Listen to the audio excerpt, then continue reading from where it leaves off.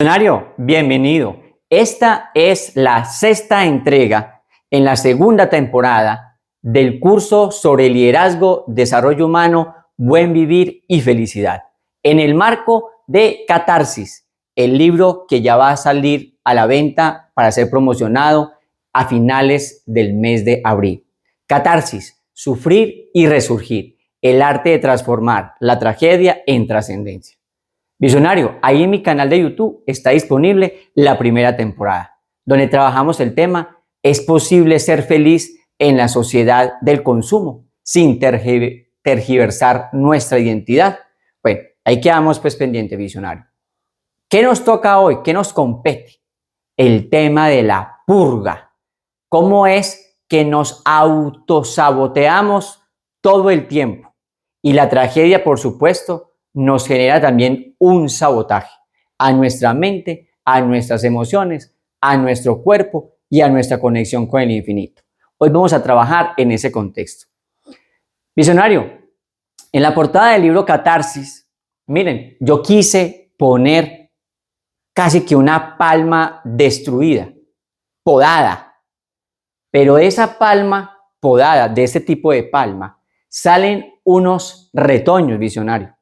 Y así sucede, no solo con la naturaleza, no solo con las plantas y los animales, sino con nosotros los seres humanos. Después de cada tragedia, si podemos salir de ella como lo hemos mostrado en otras fases, entonces debemos hacer un corte, una purga, una poda, una desintoxicación para poder retoñar, para poder crecer. Vamos entonces, visionario, a hacer este viaje. La purga, en resumen, es este paso es el siguiente.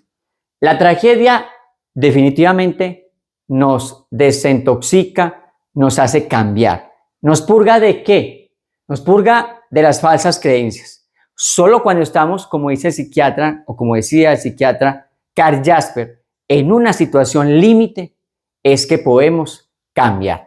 Cuando tocamos fondo, cambiamos las creencias, podemos cambiar o debemos cambiar los hábitos nocivos, los proyectos irrelevantes. Eso es lo que hace la purga. Se hace a través de una depuración de lo que nos está generando dolor, de lo que nos está causando sufrimiento.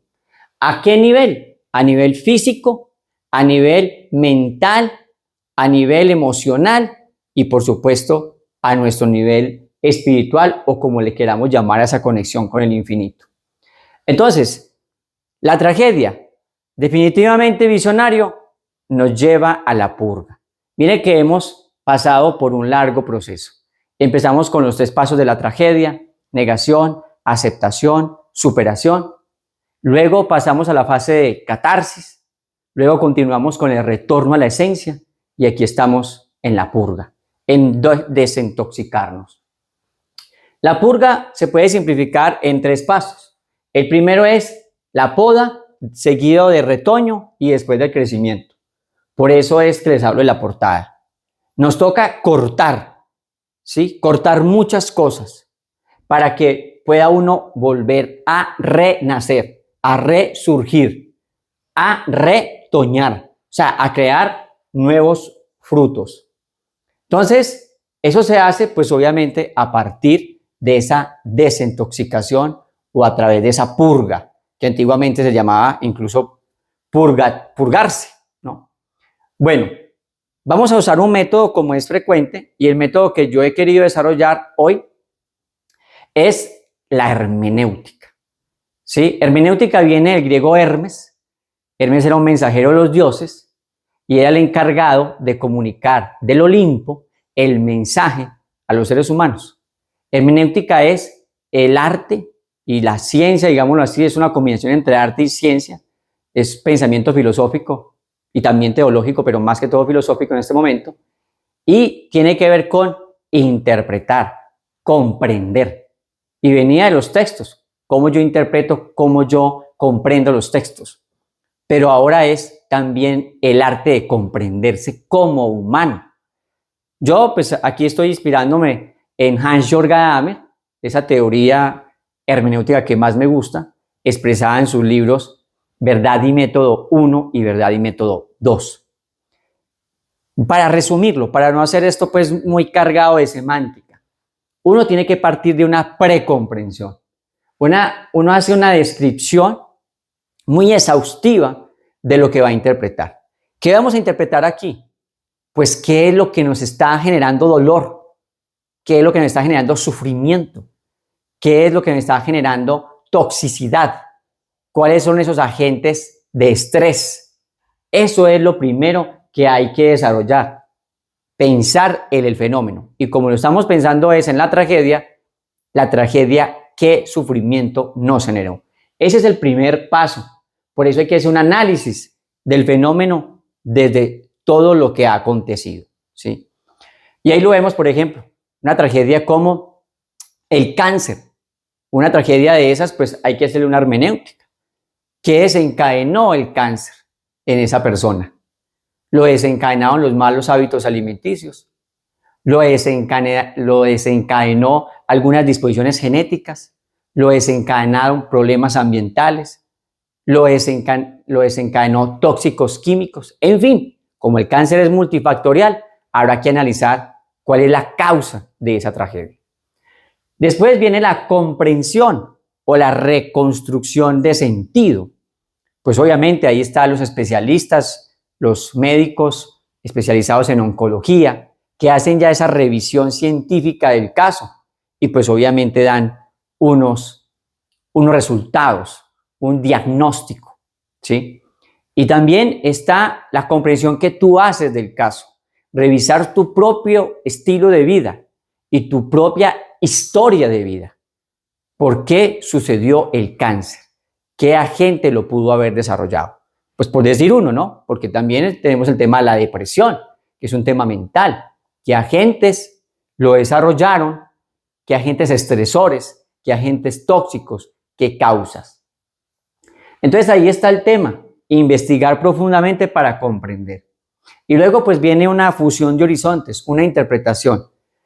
¿Tú qué interpretas de lo que ha sucedido, del cáncer? ¿O tú qué interpretas de la depresión? ¿Cuál es tu interpretación ya con el estudio científico de los profesionales, ya con tu propia interpretación de los hechos, ya con lo que las propias personas a tu alrededor, tu red de apoyo, han podido reconstruir contigo? Ahí viene entonces la interpretación. ¿Cómo interpretas el cáncer o cómo interpretas la depresión? Y viene también la gran poda. ¿Qué tienes que podar?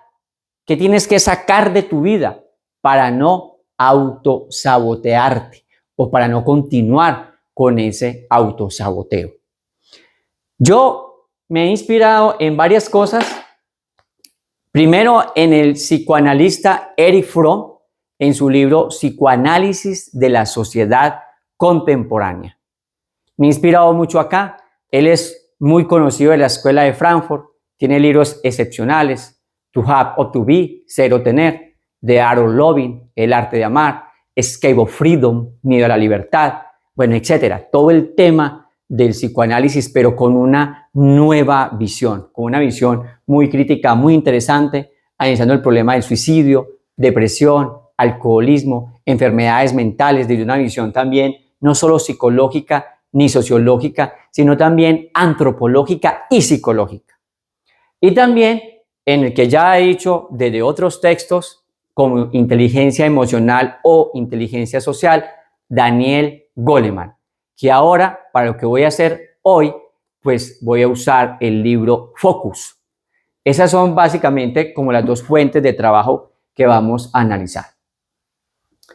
Bueno, visionario, aquí tenemos entonces un proceso.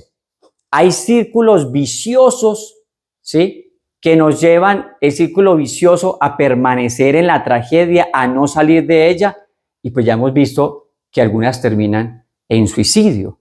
Por ejemplo, el mes pasado se suicidó un docente aquí en la región del Eje Cafetero. Lamentablemente no pudo salir de la tragedia y lo solucionó con el escape de la vida, el suicidio. Entonces, ¿qué vamos a tener? Por supuesto que lo primero va a ser la crisis. Después va a ser el crecimiento. O sea, el enfoque que yo quiero decir aquí es de la crisis al crecimiento. De ser víctima a ser victorioso. Es el proceso para romper el círculo vicioso que me ancla a la tragedia y crear un círculo virtuoso que me lleva al crecimiento.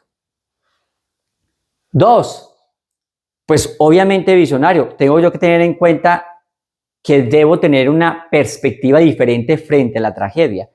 No debo preguntar por qué a mí y no a otro, sino que debo preguntar asertivamente qué me está enseñando la tragedia, qué debo aprender de ese cáncer o qué debo aprender de esa depresión o qué debo aprender de cualquier tragedia que haya pasado.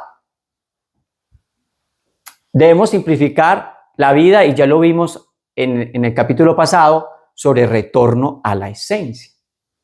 Bueno, vamos a mirar. Lo primero entonces, para crear este círculo virtuoso de crecimiento, ¿sí? Lo primero es podar. ¿Qué vamos a podar? El pseudo orgullo. Cuando hay una tragedia, lo primero que nos invade es el orgullo. Decir, a mí no me ayuden, yo me valgo por mí mismo. A mí no me ayuden, yo soy suficientemente capaz. ¿Sí? Entonces, el orgullo es lo primero. Los seres humanos somos vulnerables. Yo le decía a Gili Povetsky, el hombre es frágil. Por favor, tratarse con cuidado. La fragilidad humana es universal. Entonces, lo primero es, tenemos que podar el autoorgullo. Perdón, el pseudo-orgullo. El autoorgullo lo recomiendo. Se tiene que sentirse orgulloso de sí mismo. Pero el pseudo-orgullo, el creerse independiente, el creer que no deben ayudar, ese sí hay que podarlo. No somos autosuficientes, necesitamos ayuda de los demás. 2, hay que dejar una falsa pretensión. Y ya nos enseñaba el estoicismo, sobre todo con las meditaciones de Marco Aurelio. No podemos vivir como si creyéramos que vamos a ser inmortales. Si nos llegó, por ejemplo, la tragedia del cáncer, hay que pensar qué hábitos alimenticios debo cambiar, qué hábitos del ejercicio diario debo cambiar, qué hábitos de mi relación con los otros debo cambiar. Y no pensar en que voy a vivir para siempre, ¿sí? Ya el cáncer nos avisa, por ejemplo, rápidamente que somos finitos. Esa es la segunda gran poda, ¿sí? No somos inmortales. La tercera, hay que extirpar de raíz, los miedos profundos. ¿Cuáles son los miedos más importantes? El miedo a la muerte. Ya el cáncer, por ejemplo, hay un espectro donde dice tú no eres inmortal, tú puedes morir y tienes altas probabilidades de morir por un cáncer, ¿cierto? Ya nos está avisando y nos está de alguna manera nos da un adelanto de la muerte. Un cáncer es como un tráiler acerca de la muerte, cómo va a ser la muerte. Por eso es que asusta tanto y es tan trágico. El segundo es el tema y es una creencia limitante también, el miedo al fracaso.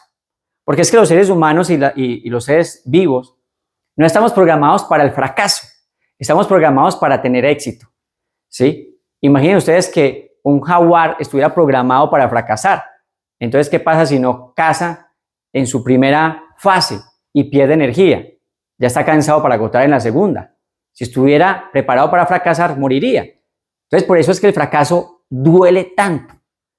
Entonces, es un miedo.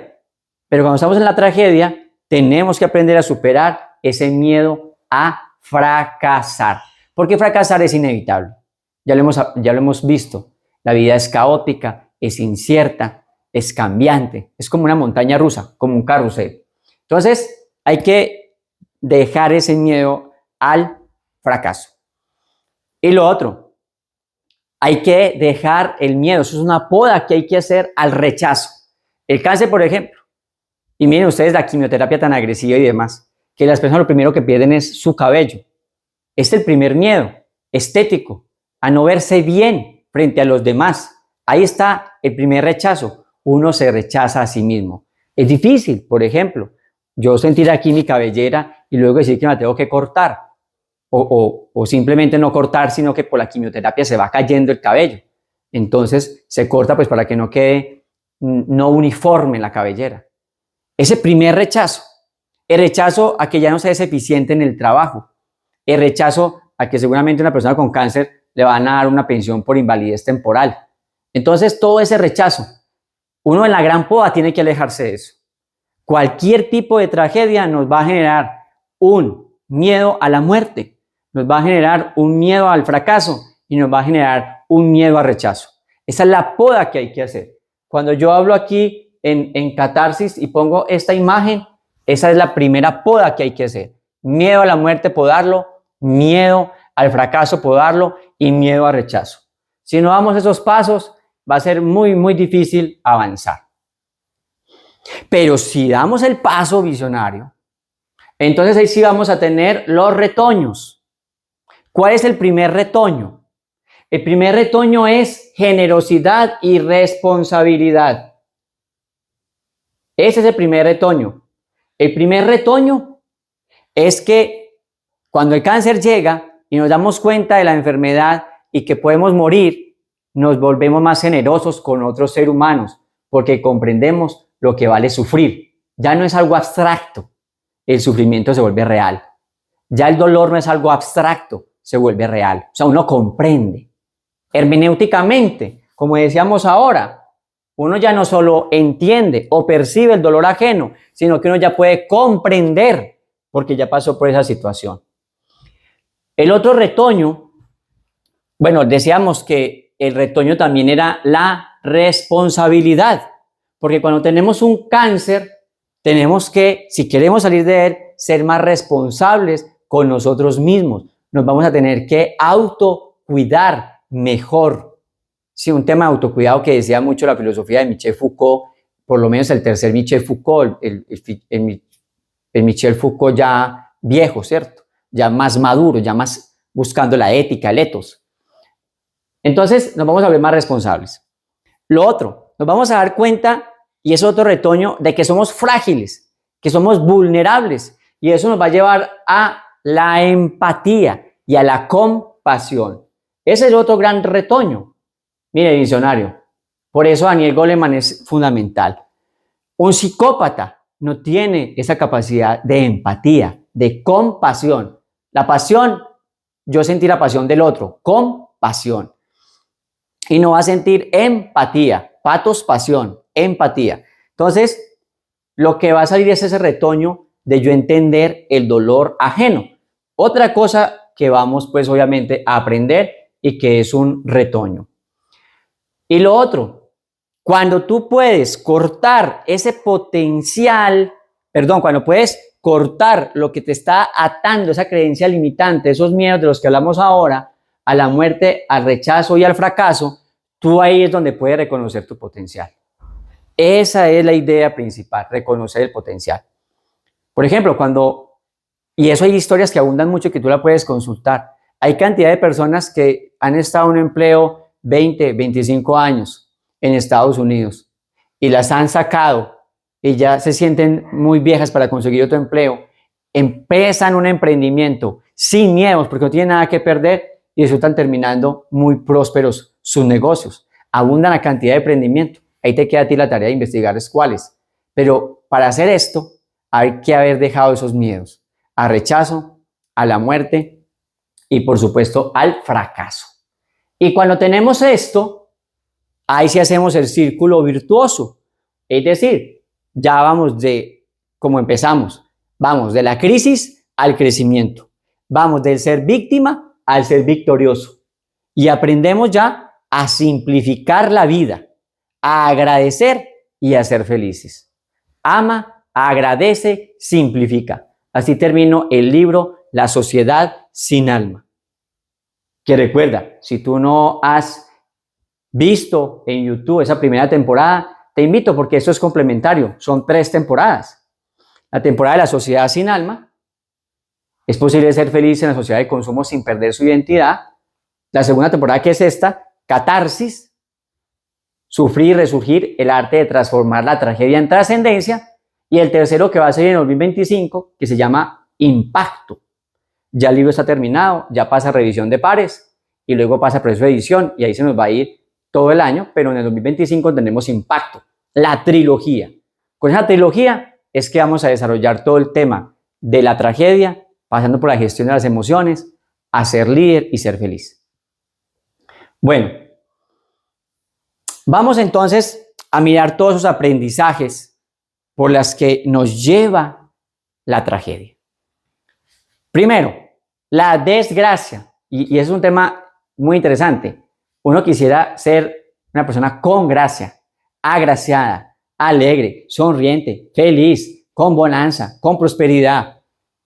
Pero pues tenemos un tema, y es que la desgracia llega y nos enseña. ¿Qué nos enseña? Primero, la temporalidad.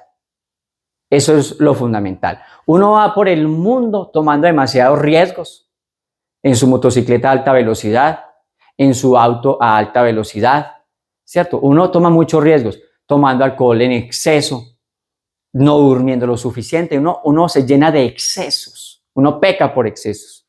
Pero cuando llega la enfermedad, o cuando llega la tragedia en forma de enfermedad, pues nos dice inmediatamente, nos manda ese mensaje de que somos temporales. Ahora, como lo hace un cáncer, ¿no? Pero si el sufrimiento llega, si ya no es tanto dolor físico o un problema corporal, sino un tema, por ejemplo, de depresión, angustia o estrés, lo que yo llamo la DEA, depresión, estrés, ansiedad, depresión, ansiedad y estrés, el tema del sufrimiento emocional nos vuelve quebradizos, porque no hay nada peor que tener una mente que está encarcelada en el cerebro y cuando no hay salud mental, sino que hay enfermedad mental, ¿cómo hace uno para salir de sí mismo? Entonces, eso nos genera ciertas dependencias y nos hace entender que somos quebradizos. Entonces, hay que reconocer, visionario, que esos agentes, algunos agentes son externos a nuestra voluntad. Y ahí es donde hablamos de estoicismo. La escuela filosófica estoica enseñaba mucho desde Epicteto, desde Marco Aurelio, todos los que ya hemos mencionado en las fases pasadas, de que hay cosas externas a la voluntad que no podemos controlar, pero que hay cosas de la voluntad internas al sujeto, que esas sí las podemos controlar. Entonces, cuando estamos hablando de la purga, eso es lo que hay que empezar a hacer. ¿Qué cosas son?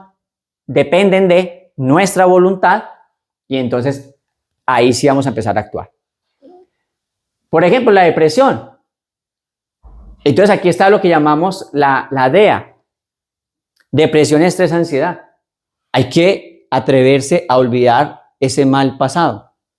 Hay que atreverse a contrarrestar esos miedos futuros, que es lo que nos genera ansiedad. Y hay que empezar a vivir cada día como cada día tiene su afán, como dice Jesús de Nazaret, para controlar el estrés y que no nos vaya a dar burnout en el trabajo y que no nos vaya a dar cansancio. Ahí está el otro recomendado, The Burnout Society, la sociedad del cansancio, de Byung-Chul Han. Entonces, ¿eso qué? Mire cómo vamos a rematar con esta frase para que sigamos en el próximo pensamiento. Cada fracaso enseña al hombre lo que necesita aprender. De Charles Dickens. Visionario.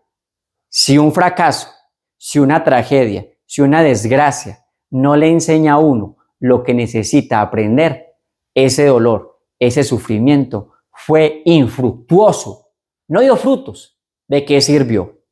Entonces, hay que aprender. De Charles Dickens. Bueno, vamos a ver un poco en la naturaleza. A veces hablamos de la resiliencia, ya la hemos hablado, de la capacidad de soportar, ¿cierto? Pero miren, yo quiero colocar un poco gráfico. En la naturaleza hay seres que tienen capacidad de regeneración. Les cortan un miembro y su capacidad celular hace que se reproduzca nuevamente ese miembro. La estrella de mar, por ejemplo. La salamandra, también se le corta una extremidad y puede crecer. Nosotros no tenemos esa capacidad, lamentablemente. Si a una persona la amputan porque tiene problemas de diabetes tipo 3, no le va a volver a crecer la extremidad física, pero mentalmente él tiene que hacer crecer esa extremidad. Es decir, tiene que aprender a compensar lo que perdió. Y ese es el tema de la poda y el retoño. No se sale ileso de la angustia, el estrés o la depresión, ni la neurosis generada por la desgracia. Es decir, después de la tormenta visionaria no vamos a ser los mismos. Ahora, si la gestionamos bien, vamos a ser mejores, pero no los mismos. Uno no puede salir igual de la desgracia. La desgracia, la tragedia es suficientemente poderosa para hacernos cambiar. Y si no nos hizo cambiar, nosotros no estuvimos a la altura de esa desgracia, a la altura de ese aprendizaje, o no era tan desgraciada la situación. Así las cosas, es necesario hacer un plan de autocuración mental y emocional. Ahí es cuando entra psicoanálisis de la sociedad contemporánea. Hay que aprender a hacer una higiene mental. Ahorita lo voy a explicar un poco más en detalle. La tragedia genera disfuncionalidades y trastornos mentales y emocionales. Disfuncionalidades. Claro, si te acaban de cortar las piernas porque tienes diabetes tipo 3, pues ya no vas a estar tan funcional, ya no vas a poder correr, ya no vas a hacer deportes de impacto, ¿cierto? Pero seguramente, si puedes controvertir eso físicamente, médicamente, tal vez vas a poder, por ejemplo, eras jugador de básquet, te pasó eso, un accidente, te cortaron las piernas, ahora puedes hacer parte de los Paralímpicos, por decir un caso. Pero tienes que pasar por esta autocuración mental, porque la disfuncionalidad queda, ya no vas a ser el mismo de antes. Cuando una persona pierde sus pies, por ejemplo, y medía 1,80 y los pies medían, pues ahora con haber cortado los pies, pues ya vas a quedar incluso más pequeño. El concepto de identidad personal también cambia, ¿sí? Entonces, eso es bastante interesante porque, pues, la lesión mental queda, pero hay que cicatrizarla. El mismo no vas a hacer, pero, como les digo, si usamos la lógica de la crisis al crecimiento y de la víctima al victorioso, eso va a cambiar mucho. Entonces, hay que ir a terapia. Mucha terapia. La poda necesita terapia, una terapia interna tuya, pero una terapia también del protagonista, del profesional externo, del psicólogo, del psiquiatra, del líder religioso, de la red de apoyo. Hay que buscar profesionales. Hay que diagnosticar el tipo de daño emocional y mental generado por la tragedia para poder medir cualitativamente su intensidad. Cuando una persona, por ejemplo, es drogadicta, pues tiene que estar en un centro especializado que trate en este caso, su ludopatía o su consumo de sustancias psicoactivas. Va a pasar por una desintoxicación, va a pasar por un fenómeno terrible de abstinencia, donde se va a desconocer a sí mismo, donde va a sentir cambios físicos abruptos. Eso es, pero hay que hacerlo. Si la persona es drogadicta, si la persona farmacodependiente, si la persona es ludópata, si la persona que tiene esta crisis o cualquier otra no va a terapia, no entiende cualitativamente su tragedia y no hace nada por cambiarla, pues eso nos va a llevar a desenlaces fatales.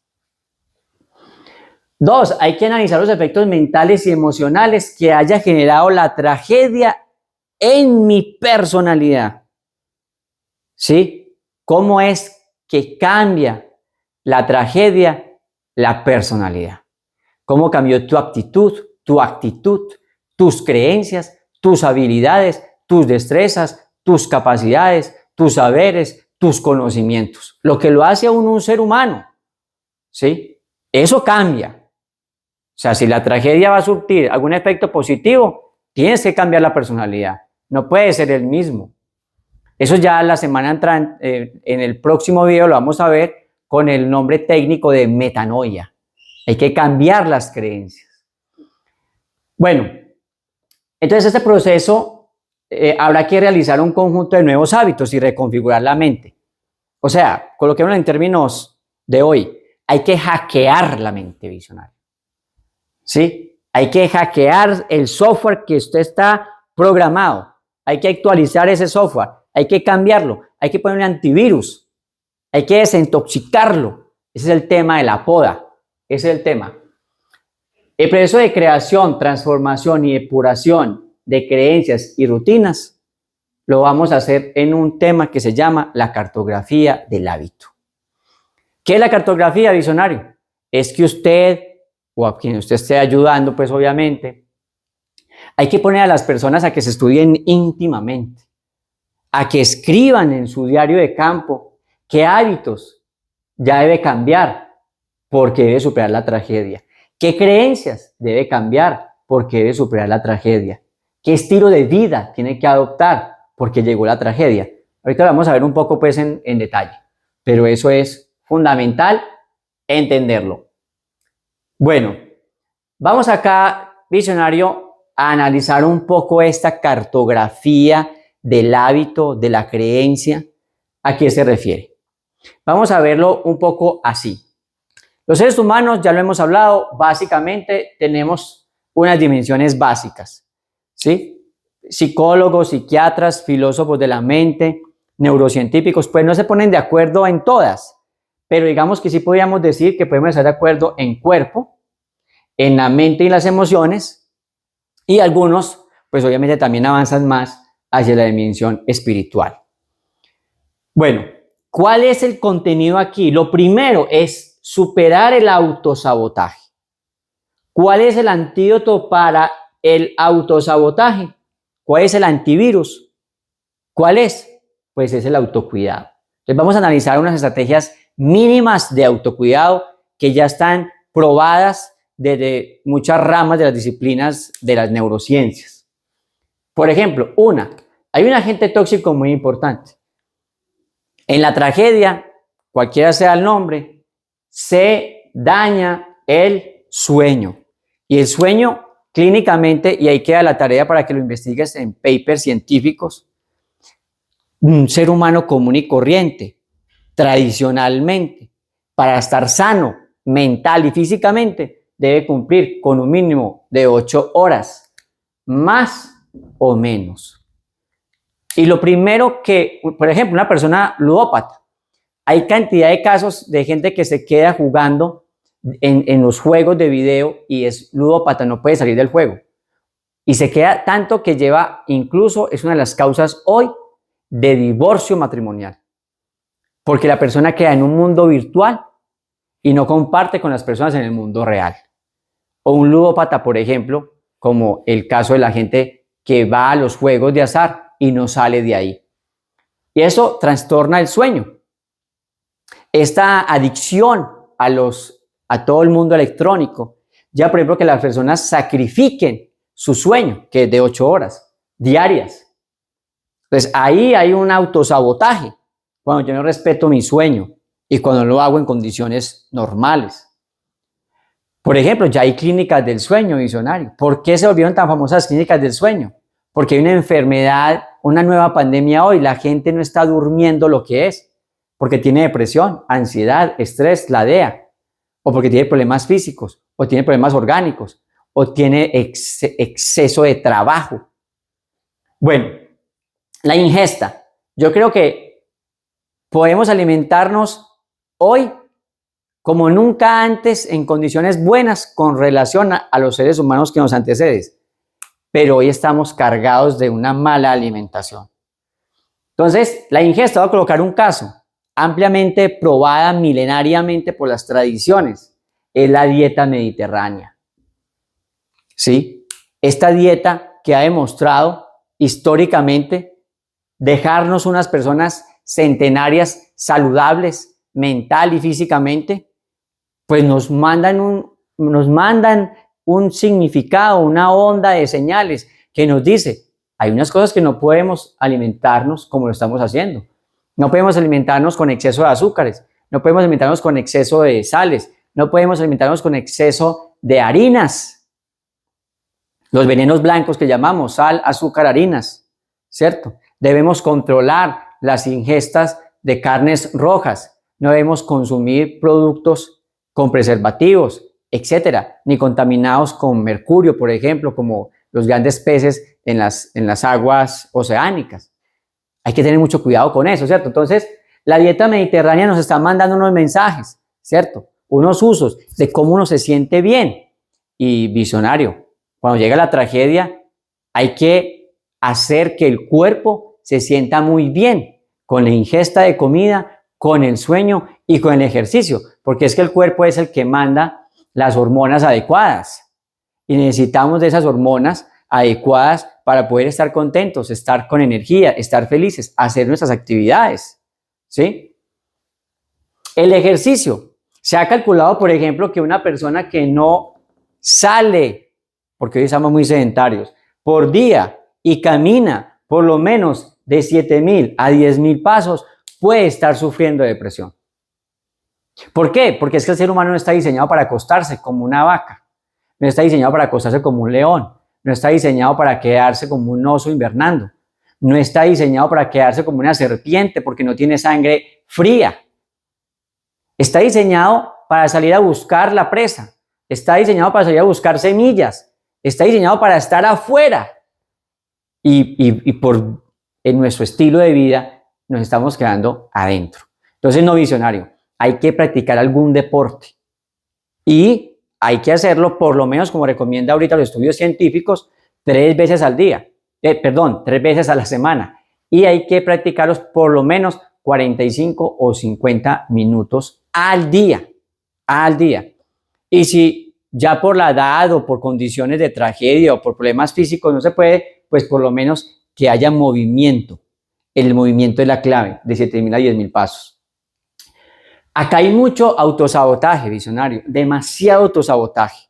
Comemos mal, abusamos de sustancias psicoactivas, abusamos del sueño, abusamos del sedentarismo. Entonces, claro, nos tiene que llegar y amplificar la depresión, el estrés, la ansiedad o cualquier tragedia. Entonces, a ponerle mucho cuidado a esto, visionario. Lo otro, la mente. Miren ustedes, todos sabemos que hay partes en Estados Unidos muy, muy seguras. Pero cuando escuchamos, por ejemplo, noticias, hace 3 o 4 días, hubo una persona que se ingresó a una iglesia protestante y empezó a disparar por doquier. Y yo calcularía que cada periodo de tiempo constante, 2, 3, 4 meses, escuchamos las noticias sobre masacres, por ejemplo, en Estados Unidos. Entonces uno puede llevarse percepciones que no son reales diciendo, uy, qué crisis tan grave está sufriendo Estados Unidos. Pero miren, si calculamos 325 millones de personas, ¿sí? Y las dividimos por el número de masacres que hay, personas que mueren en masacres, eso nos da un índice de 0,000, es decir, es casi irrisorio. Pero el problema está en la percepción, porque es que las noticias buenas, eso parece paradójico, lo que es bueno no es noticia, lo que es malo es noticia. ¿Sí? La violencia, ¿sí? Cargada del malestar social, eso es noticia. Lo decía Michael McLuhan, el gran gurú, filósofo canadiense de la comunicación.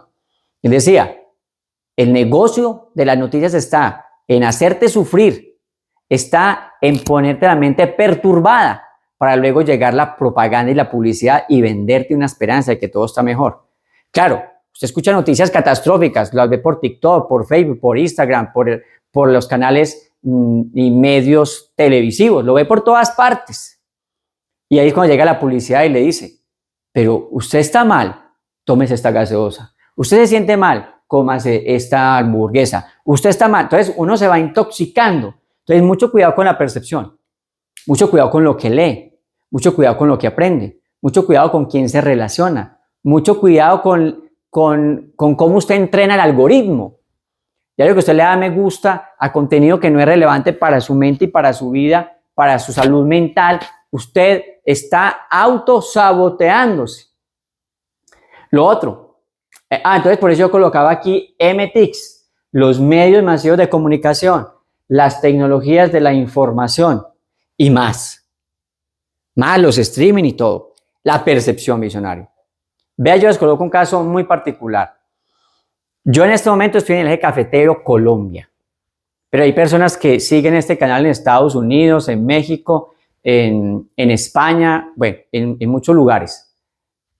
¿Y qué percepción tienen de Colombia? Tal vez haya una mala percepción, o buena. Eso depende de qué, de lo que vean. ¿Y qué percepción tengo yo de España? Depende de lo que vea. O de Estados Unidos, depende de lo que vea. Porque yo no tengo ojos allá. Los ojos son los medios de comunicación, o los medios son los youtubers, o los medios son los influencers, o los medios son la gente que se comunica, que manda mensajes. Hay que tener muy en cuenta la percepción. Lo otro, la sensibilidad, cómo percibo yo el mundo. Y ahí están las emociones negativas, las que hay que podar, ¿cierto? El odio, la ira, la codicia, esas emociones negativas, la tristeza. Ahí donde tengo que hacer la cartografía, medir cuáles emociones negativas tengo, cuál es el agente estresor, qué es lo que me está generando eso y cómo es que yo lo voy a contrarrestar. Pero visionario, esto hay que tomárselo muy en serio. Esto hay que sentarse y hacer el diario para poder rastrear el tema, para poder entender qué es lo que pasa y saber qué es lo que yo voy a podar. Ejemplo, yo elijo la noticia que voy a ver o elijo la noticia que voy a leer. Por eso prefiero, en lugar de ver noticias, prefiero leer noticias. Prefiero leer lo que diga El País de España o prefiero leer lo que diga, por ejemplo, el The Economist de Estados Unidos. Prefiero leer ciertas noticias. Yo elijo las noticias. Y evidentemente cuando usted está sentado es muy diferente frente a la pantalla de un televisor de manera digamos, receptiva, de manera pasiva, consumiendo el contenido, a que usted elija qué es lo que va a ver. A mí me gusta lo de crecimiento humano, me gusta lo financiero, me gusta lo psicológico, lo antropológico, lo filosófico. Entonces yo elijo qué es lo que voy a leer. Porque eso altera la sensibilidad. Lo mismo con las emociones. Habrá que cortar, por ejemplo, con relaciones que no son fructíferas. Las que no son fructíferas, hay que cortar con esas relaciones. Hay que escribirlo. 3 tipos de relaciones. Que decía Carl Jung, mire. La relación con uno mismo. Hay relaciones tóxicas usted consigo mismo. Hay que autocuidarse, hay que autovalorarse. Si usted dice yo no puedo, yo no soy capaz, no soy atractivo, no soy atractiva, no soy inteligente, si usted mismo se da látigo, si usted mismo se castiga, pues la relación con usted mismo está siendo tóxica. Si usted se quiere, pero se llena de azúcares, se llena de mala ingesta, se llena de sal, o sea, si usted destruye su cuerpo, usted se está relacionando mal consigo mismo. Si usted no duerme lo que es, si usted no hace ejercicio, usted se está autosaboteando. Usted tiene una relación negativa consigo mismo. Y no, lo que decimos es autocuidado. Como decía en el oráculo de Delfos, condúcete y cuídate a ti mismo. O conócete y condúcete a ti mismo. Lo otro, la relación con su yo privado, con su familia, con los seres cercanos, con sus amigos. Yo entiendo que hay muchas relaciones tóxicas con la familia, pues hay que cortarlas. Hay que poner unas barreras, hay que poner unos circuitos de protección, ¿sí? Porque eso también puede ser negativo, ¿sí? Por ejemplo, el divorcio se ve como una tragedia, pero muchas veces el divorcio puede ser incluso una emancipación, una libertad, ¿sí? El divorcio puede ser liberador. Entonces, hay que mirar y hay que escribir esas relaciones privadas que no funcionan. Las relaciones públicas ya usted cuando sale, por ejemplo, al trabajo, cuando se comunica con la comunidad, su yo público, también hay relaciones tóxicas públicas.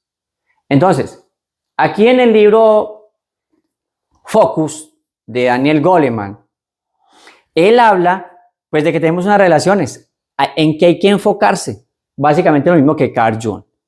Relaciones consigo mismo, relaciones con los demás y relaciones con el entorno. Focus, ¿en qué concentrarse? Si usted está pasando por la tragedia, bueno, y así no fuera nada trágico, usted tiene que buscar una buena relación consigo mismo, una buena relación con sus personas, digamos, cercanas, su yo privado, y con su yo público. Ahora, con relación a la dimensión espiritual, mire, yo creo que sí podemos llegar a 3 básicos acuerdos. El primero es que uno debe tener autocontrol. Y el autocontrol, pues, da la naturaleza humana, los vicios humanos, las exageraciones humanas, pues es bueno que usted busque cierta paz interior, cierta tranquilidad. Alguna gente la encuentra en la religión hinduista, islámica, musulmana, budista, cristiana. Otra gente lo encuentra en la meditación, en el mindfulness. Otra gente lo encuentra en el contacto con la naturaleza. Otra gente lo encuentra en el contacto con el universo. Lo importante es que usted sí entienda que en el cosmos completo, en el universo completo, uno es una pequeña partícula y que le va a ir mejor si se siente como pequeña partícula, que usted hace parte de todo un andamiaje y que tiene que adaptarse a ese andamiaje. Si usted no se adapta, pues usted va a sufrir de las consecuencias, porque el universo no está hecho a su imagen y semejanza. El universo, uno muere, el universo sigue, ¿sí? Uno tiene una tragedia y no para el mundo para esperarlo a que uno la supere. No, uno tiene una tragedia y el mundo sigue. Entonces, el tema aquí, ¿cuál es? Es un tema griego que se llama ataraxia, ¿sí? ¿Qué es la ataraxia? La ataraxia es, en griego, la imperturbabilidad del ánimo. El ánimo, lo que llaman también la actitud. Uno tiene que tener, imagínese usted en plena tragedia y no tener buen ánimo o buena actitud. La conexión. Entonces ya dijimos la conexión con el infinito. Y por supuesto su relación con la muerte. Esa relación tiene que ser una relación no de miedo, tiene que ser una relación de aceptación. Visionario, entonces, si te gusta el contenido, por favor compártelo, porque así continuamos mejorando este ecosistema educativo. Y dale también, obviamente, like, porque así pues obviamente el algoritmo va reconociendo que esto es relevante, que es importante. Si no te has suscrito, pues suscríbete. Incluso invita a otras personas que sean educadores, que sean líderes, que sean empresarios, que estén pasando por situaciones difíciles y que creas que esto le puede servir para que mejoren. Y también recuerda que si has llegado hasta acá o no has visto los dos videos, en John Freddy Zuluaga Duque, canal de YouTube, ahí está la primera temporada que se llama Curso de Desarrollo Humano, Liderazgo y Buen Vivir y Felicidad. Está esta, que es la segunda temporada, que se llama Catarsis. Y también hay una cantidad pues de videos que son Reels, que son más de 250, con frases filosóficas que te ayudan diariamente a reflexionar y a crecer como persona. Visionario, felicidades. Espero que nos veamos en la próxima entrega, donde trataremos el tema de cambiar la forma de pensar desde una metodología que se llama metanoia. Muchas felicidades, muchas bonanzas. Que estés muy bien.